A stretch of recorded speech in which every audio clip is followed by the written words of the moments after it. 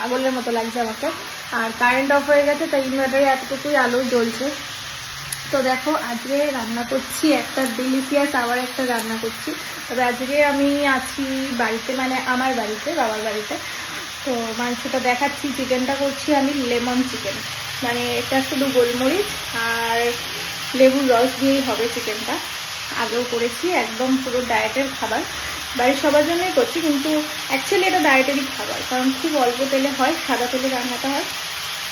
তো সেই রান্নাটা আজকে করছি, দেখাই তোমাদের কিরকম টেস্টি টেস্টি হচ্ছে।